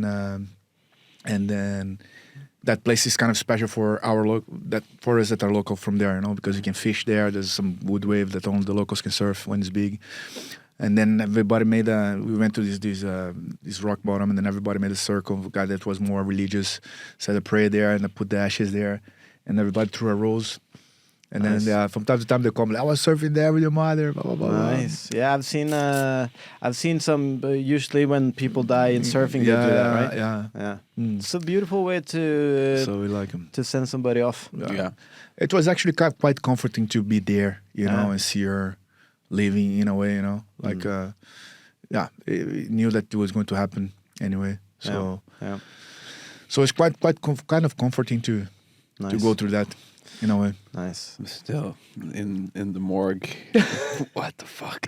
There's rooms inside of the hospital. There was some rooms that you would open the door, shelves. Like plastic bags are there. Imagine if it put you in the wrong room, man. Right? You just went through the whole shit. I can't find her. At least was the right room. Yeah, at least this. Jesus. Let me check my list here. Do you have anything unsaid? No, I don't think so. That last story was. I'm overstimulated, man. Do you have something? No. Oil changed. What is it? What is that? When it stuck the thumb in the ass and then you flip the guy, man. Does it have to be the thumb or can it has to be the thumb? Okay. It has to be the thumb. It's the rule. Sticker. This is violation. This is violation. This is shorter and thicker. Like okay. So it's more like it's a grip. It's a grip. It's a grip. It's a grip. And what do you? Because I've never been oil changed. Maybe it's just a coincidence. When was it normal to use it? You know, in Greco-Roman, they used to be able to grab the dicks, the balls, and use put the finger, the hands in the ass, and to flip the guy and all of that. From the bottom. Old school Greco-Roman. Old school, like from. Yeah, but like, why is it they used to wrestle naked. So just like a good grip, I guess. Yeah, really? That's it. Yeah, Greco-Roman. They used to. Yeah, wrestle also, naked. it was like you could be lucky Asian, as well. Yeah, that's it. Okay. Wow. So they used to. Business and pleasure. From the morgue to the oil change. It was a good transition. Yeah, I'm proud of that. It's actually life, you know. There was one time that I used to play a lot of butterfly guard. When you sit and you have your feet under the guy's hip, right? And there was one time I think it was a blue belt or purple belt. I used to get to the finals all the time with this guy. I was like back and forth in the matches and things like that. It was all stuff matches. And he knew my butterfly flip, and I was playing with the butterfly, tried to flip him, and then suddenly he just sat down the floor. Okay. Boom. I was like, okay, 2 points, and I won the fight. He was furious after the fight because he said he felt my toe. Your toe? My toe sticking to his ass, so he jumped to the floor. But like, fuck, man, I didn't feel it was a mistake. I'm sorry that he wanted to pick a fight with me. Can you do that? Then I had to apologize. It's not very nice, but... You apologized? Of course, man. I didn't mean to put my toe in your butt, but... but I was trying to... My apologies. He just sat down on the floor, right? Yeah. And then I came up. And you won the match? I won the match. Because of that? Because of that. Yeah, so what's the moral of the story here? Always put your toe in the ass if you need to. Well, always do butt stuff. That's Tynn Suppe.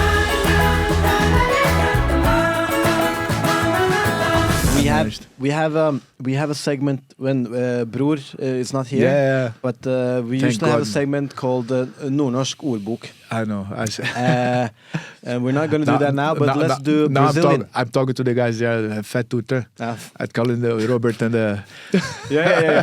Robert came to me yesterday, actually. It was like, I've heard that somebody has been calling me Fat Tutor. Like, nobody's been calling you that, man.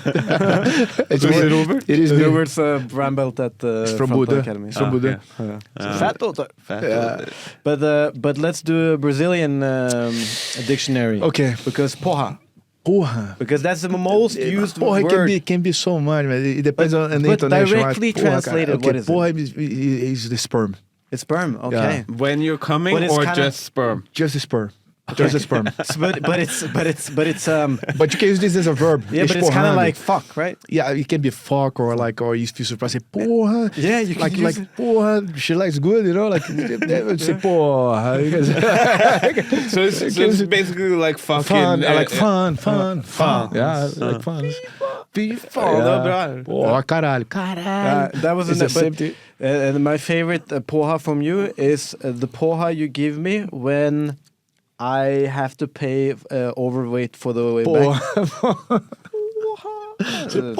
I can't recreate it, but yeah. So porra is sperm. Yeah, I will. Did you hear how I said it? Whenever I hear it from now on, I will always take it in the directly literal. Like, yeah, of course you can come, and then sperm. But and then caralho. Caralho is a dick. It's a dick. Caralho is a dick. So it's sperm dick. It's fucking weird because you usually say porra caralho. Porra caralho. Yeah, that's sperm like dick. All sperm dick. All the all the things combined. Yeah. Well, it's good because some dicks can't produce sperm. Yeah, true. So it's good to like. Okay, says the doctor here. Says the doctor here. Dr. House. So caralho is dick. Okay. Caralho is dick. Yeah. Caralho, porra caralho. Yeah. Yeah, man, this is very bad. No, kids, don't do this. Don't repeat this. So porra is kind of is it concerned? Is it looked at as a curse word? Yeah, it is. Yeah, it's ugly. But I feel like the Brazilians I met react more to caralho as a filthier word than porra. It is. Why? Because porra, sometimes you can use por. People use just the por. Por. And then like very subtle, like por. So caralho is a little bit more filthy. Yeah, it's ugly. It's an ugly word. Something's really good. Caralho, like. That's the two words I know. But we got them down. Brazilian word book. And now people use a lot of viado. Viado, literally is a deer, right? Viado. But if the guy is a viado, okay, you know, because they're like Bambi, you know, viado, Bambi, and then now that you go walk around there, there's past years like porra viado, everything's like porra viado, oh viado, vem cá viado, everybody calls each other viado. Fuck. Before when I was a kid, you get into a fist fight to be calling each other viado. Well. Yeah, well, but I've heard also because like the Portuguese that you speak in Brazil is a little bit more rounder than the Portuguese in Portugal, right? Yeah. Because like I used to work in a whorehouse. Yeah. No. Yeah, and there was a lot of Portuguese men there. They came as. No, I used to work. That was the first thing.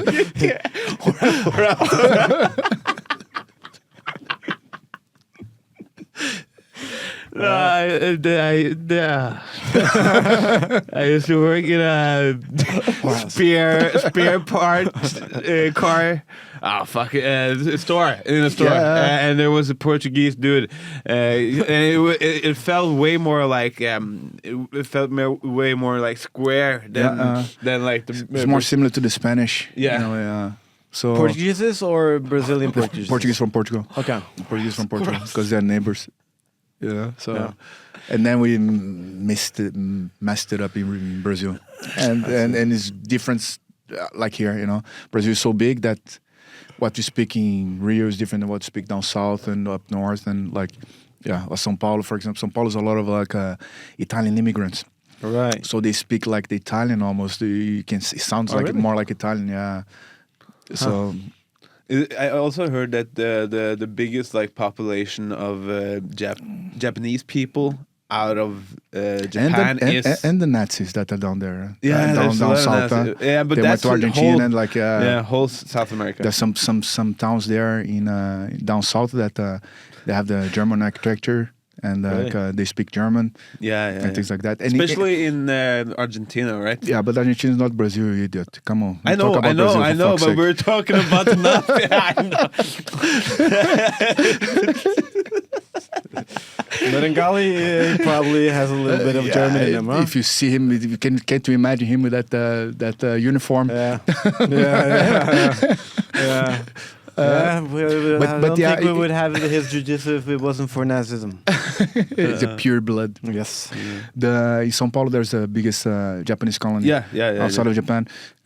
Like, you still can find like the third or fourth generation of Japanese, just pure Japanese there. Yeah, because I saw we were on the history of jiu-jitsu as well, but earlier, but it was, I think that was a big reason why like a lot of judo like exactly that was it. The martial arts and the jiu-jitsu and that was it.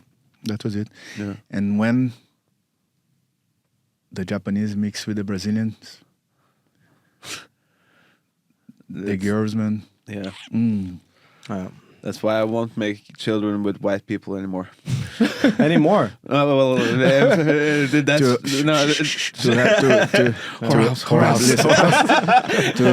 I tell you something. To make kids first, you need to have sex first. Yeah. Well, that's a big step for you. Yeah. Fuck, I forgot about that. God damn it! It's all about the bees and the pollen. No, it's not this. It's different. It's a different thing. So it's a little bit ugly, but you can handle it. Yeah, you can teach me you after. Can handle it. What's pussy in Brazil? I have many names for pussy. Buceta, churana, perereca, periquita. No, I just I'm listening. I'm listening. We kind of have a lot of words in Norwegian as well. Yeah. So the sushi. That's my favorite one. Sprekken. Ash. Okay. Yeah, they're gonna cancel this. Tynn suppe.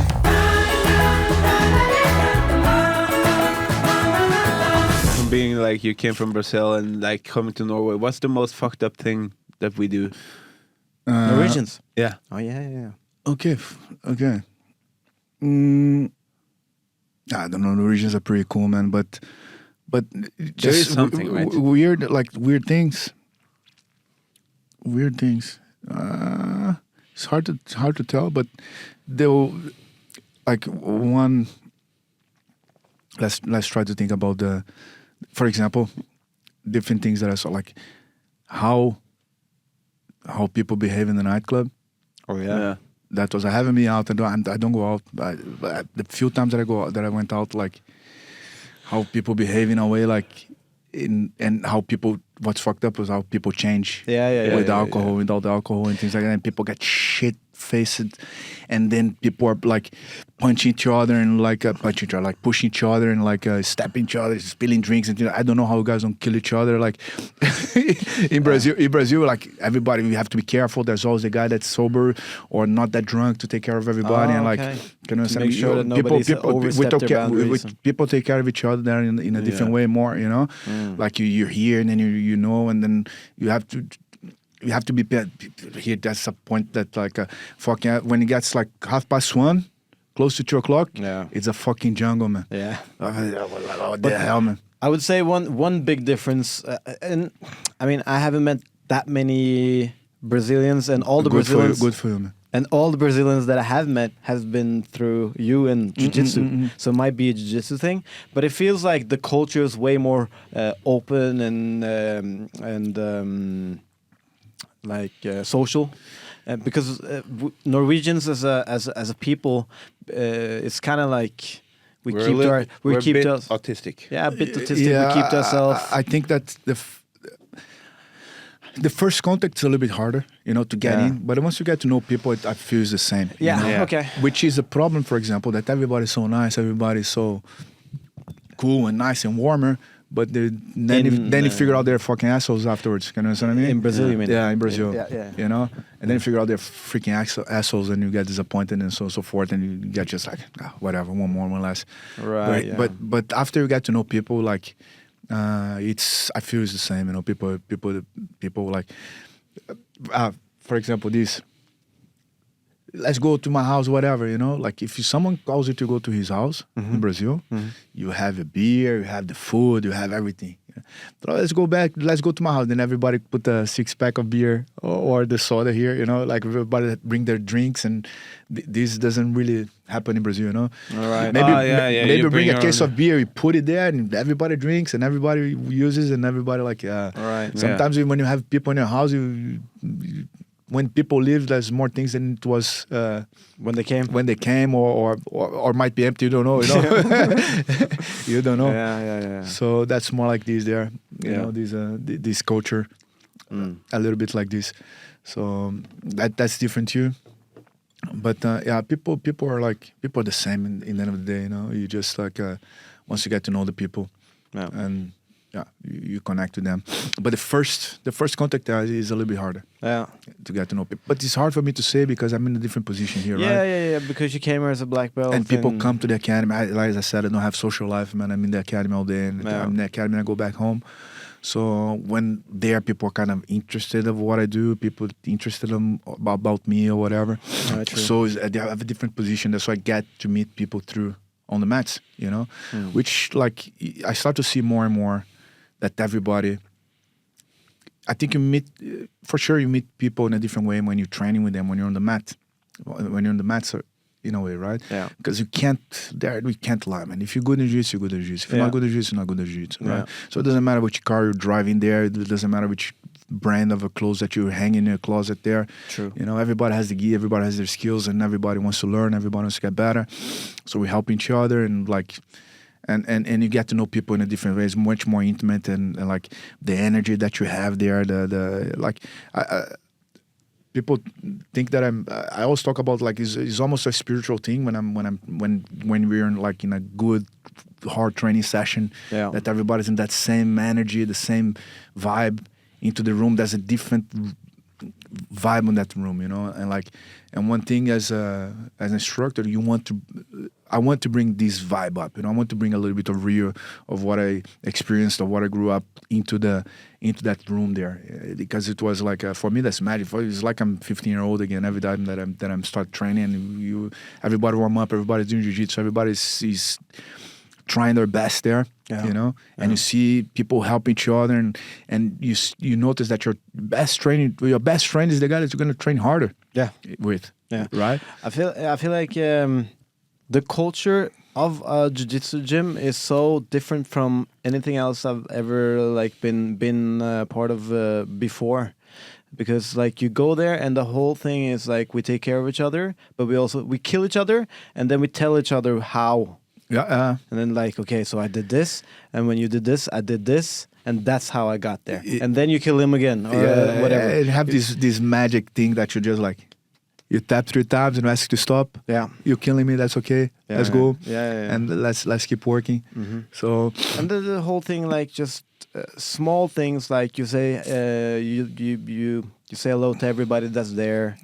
Because I really jiu-jitsu, like we were talking about before, right? It's about the fighting, things like that, but people forget that the fighting, the tournaments, and these badass things that you can say, people think that's the whole cake. That's just the cherry on top of the cake, right? The cake is that for you to get better in jiu-jitsu, you need to sleep better, you need to take care of your nutrition, to take care of hydration, you need to be a nice guy with your training partners, right? So if you're a nice guy with the training partners, the guys are trying to kill each other, you're going to learn how to be nice to people outside when you get out of the gym as well, right? So everything, all of these things, that's the jiu-jitsu lifestyle for me that I've learned, what I grew up with. Like Libório always say, he used to say, to us like kids, this generation, like they're called the pit boys that are making a bad name for jiu-jitsu. And it was like at the time there was a lot of fight in the street, and then any trouble on the street they would call the pit boys. And then they would show the MMA fight, so the Vale Tudo at the time, as a brutal thing, you know, not not as a sport. Say, guys, you guys are gonna be the generation that we have to change this, you know.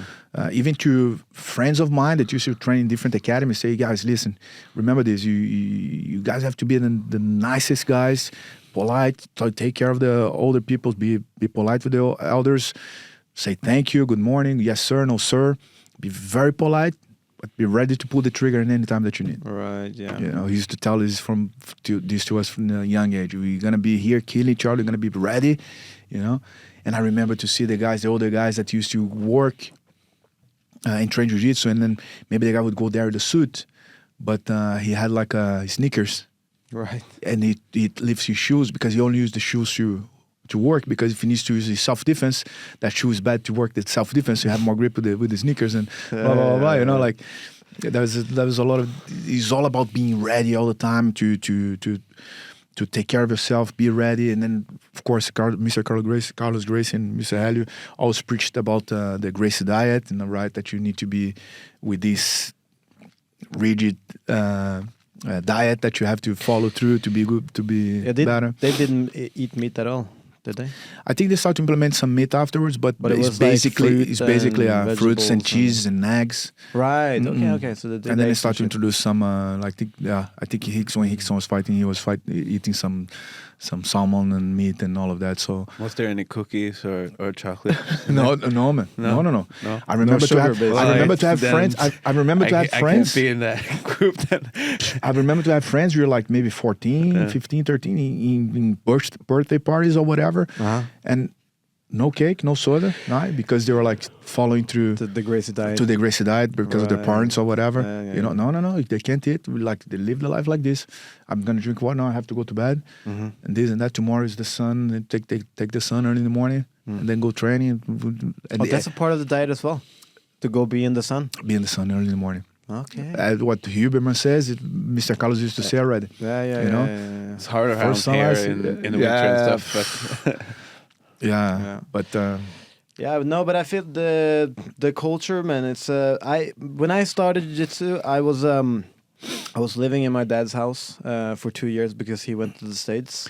If it wasn't for jiu-jitsu, you would be with that Thailand boys guys or something like that. Thailand boys. These.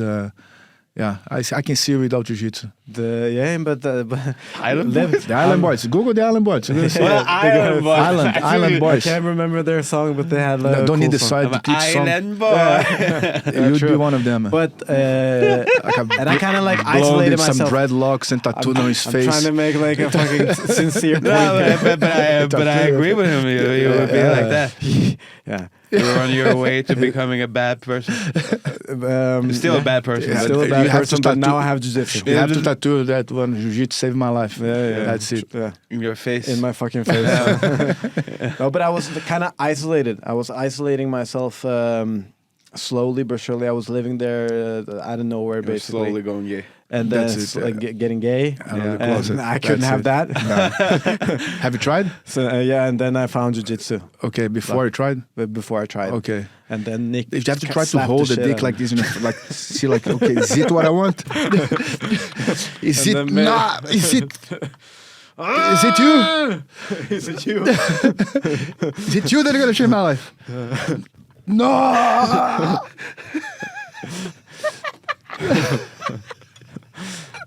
Just hold it tight.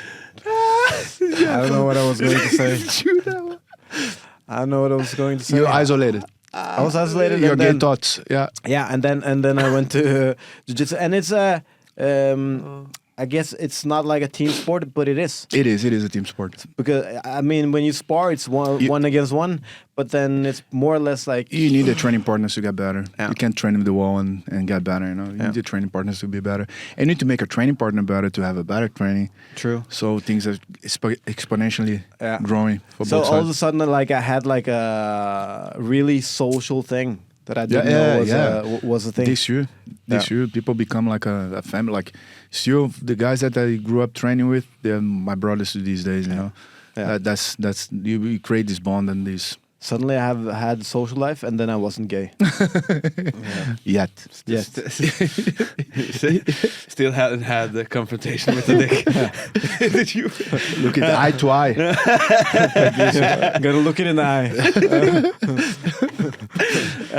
Sure, man. Yeah, one thing I like about jiu-jitsu. Put it on the forehead.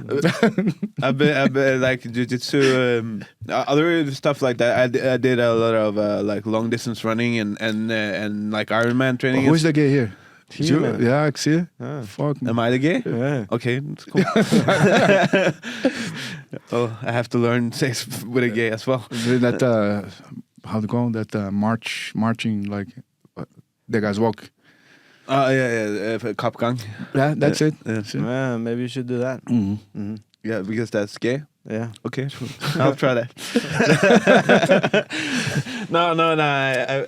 I did the long distance running, and it calmed me down. Like I've always been a little bit aggressive or angry, and that calmed me down. But jiu-jitsu, like after like 5-6 rounds of jiu-jitsu, it's like you feel it's just like you spend so much energy, not only physically but mentally too. The mental aspect of it, to strengthen your mind in a way, to understand all these bad situations that suddenly you have no way out, and then suddenly you start to say, okay, so maybe if I just turn my head to the side a little bit, I can breathe a little bit more, so I can that's escape. So we start to learn this learning process and the understanding not only the techniques but of yourself. Yeah. Right? It's a very good tool of self-development if you know how to use it right properly. Yeah, it's like every day after like jiu-jitsu, I'm just such an even keeled, like nothing can really bother me. That's it. And then also just the focus of it's not directly about like how you look or how much you can lift or this or that. It's only about skill. Yeah. So before eventually, sooner or later, you're gonna find someone that's gonna beat your ass. Yeah. That's how it is. You need to get ready for that. I feel like it's a constant like ego check. But it builds your ego up. Yeah. When you starting to get a little better, it builds your ego up, and then it kills your ego straight away. That's it. So it's very much like yay, but then you learn how to deal with that, right? Yeah. You learn how to deal with that. That's how it is. That's life, isn't it? Yeah. Tynn Suppe.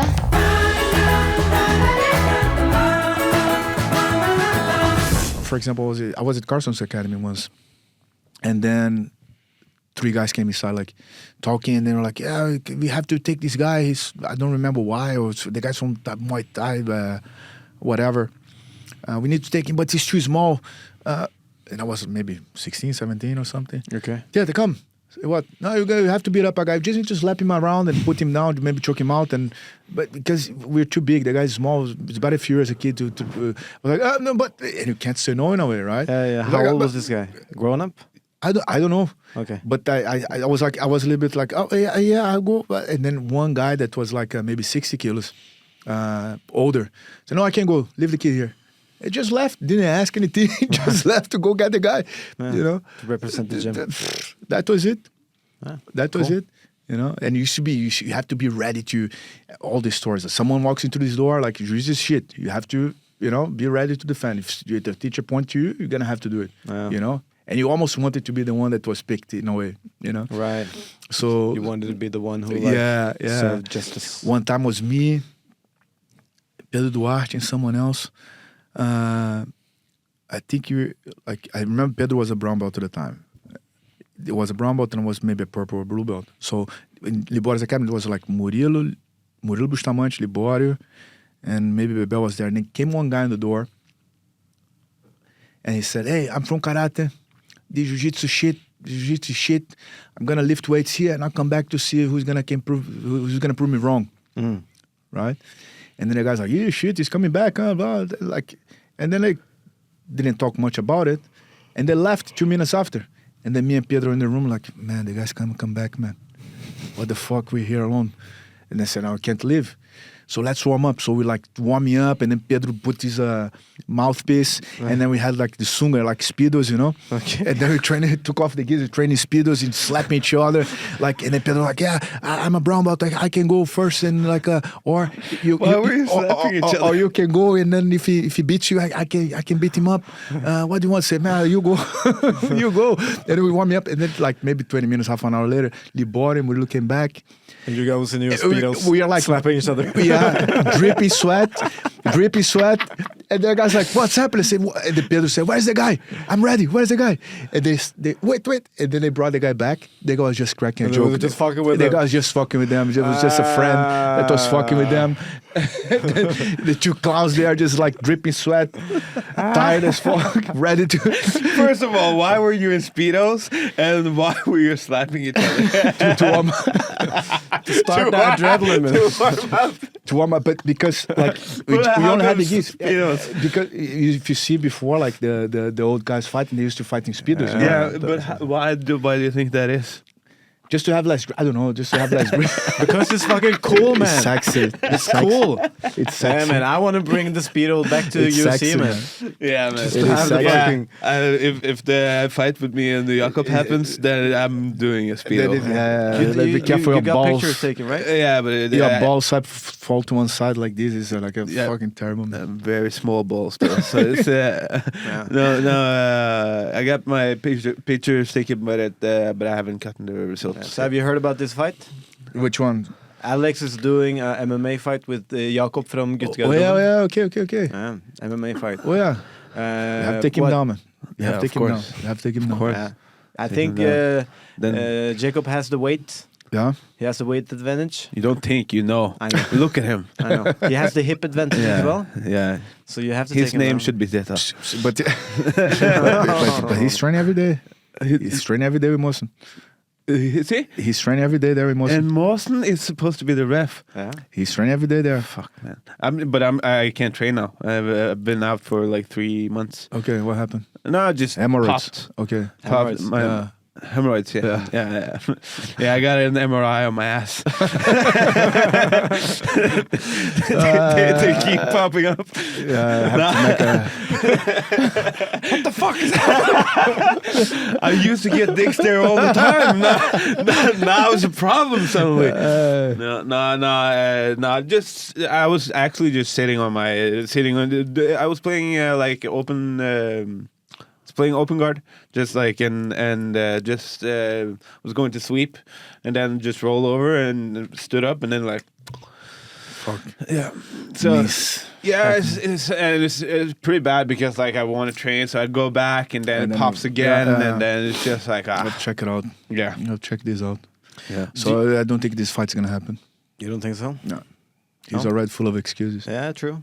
Yes, man. Yeah, very true. It's already. He's gonna come. He did a doctor paper signed First, from the Jacob doctor. had an excuse. No, I became a father, and then It's just a birth of his son. Yeah, but just keep pushing. That's good. Just create some conflict in the internet and some trash talk. But the plan is to have like a fight card. But I'm not doing it on Hausla. But but Mosen is not going to be the ref. Okay, he's training. He's training him, and then he's going to be the ref. You're gonna have to take this up with him. Do you think? But do you really think that it's that he will? I can referee him. Yeah, I can referee. I don't know if you want him to referee him. Give me açaí and then you win. I'm corrupt. Yeah. Give him some bomba, man. Bomba. What's bomba? What's bomba? What's a bomba? What's that? Oh, yeah. Why give me steroids? The fuck, man. Because you like steroids, man. Brazilian, just because I'm Brazilian. Yeah. Because you're black, man. I'm not black, I'm brown a minute. I'm getting there. Yeah. Café latte. You're Mexican, man. When we go to I can be Mexican, Pakistani, when Indian. we go to the States, Arabic. That's true. That's the thing. That's true. And that's funny here because people don't know. People don't know what I am, you know. Yeah. And people, where are you from? Say Brazil, and say, Brazil. Everything changed, you know, because people think that I'm from Middle Eastern or something. Oh, yeah, I guess you could be a Middle Eastern as well. You know that the Brazilian passports are very valuable in the black market because of really? Brazilians have no face, right? Oh yeah. There's no like Yeah, because there's you much could be mix. Brazilian, you could be Brazilian. Yeah, true. They can meet people like you or people like me. So they fake it a lot. Okay. You know? It's good to know. Yeah, when we travel to the States, if I'm feeling like he's bugging me too much in the immigration, I say I've been traveling with these two Mexicans. And they go put the finger up their asses. Every time. Mawson and Teta always gets picked up randomly, and they always let me go. Always. I wonder why. But I had some problems there before. Yeah, true. But Mawson, because of Iran. Whatever. Yeah, you guys maybe. are Mexican, man. No, immigrants, illegal immigrants. Yeah. This camera is I don't know when it stops. That's a pretty good sign to end it off. to end but was it okay? Is it enough things? Yeah. Thanks a lot, more man. than enough. Was it enough things? 2 hours and 10 minutes. I feel that I have so much more to talk about. Yeah, well, you should come back then. Yeah, you should come back. So much. But so fun. Yeah, thank you for coming. Thank you guys for having me here. That's fun. Really fun. I didn't tell a tenth of the stories. Well, then you have to come back. Well, it will be a saga or something. Oof. Yeah. Oof. Yeah. The Teta saga. The Teta saga. The saga of Tetch. We have to go like Pippe saga. Uddevalla Chronics. Yeah. That's a different thing. All right. That's it. Cool boys. Okay. Nice. Thank you. Bye. Tynn suppe. Mine damer og herrer, 24. mai er siste muligheten til å få med seg Tynn suppe på Nieu før vi går inn i sommeren. Vi har allerede kjørt 2 liveshows på Nieu hittil i år, 1 i januar, 1 i mars, og nå kjører vi et siste. Vi har hatt kvelning, vi har hatt pisking, vi har hatt strøm, vi har hatt waterboarding på scenen, vi har hatt stand-up, og vi har hatt gameshow, og det skal bare bli gøyere, det skal bare bli villere. Så hvis du har lyst til å få med deg det her, siste show vi gjør på Nieu før sommeren kommer, 24. mai, gå inn på Ticketmaster, kjøp deg billetter, så ses vi deg. Det kommer til å bli dritgøy. Tynn suppe.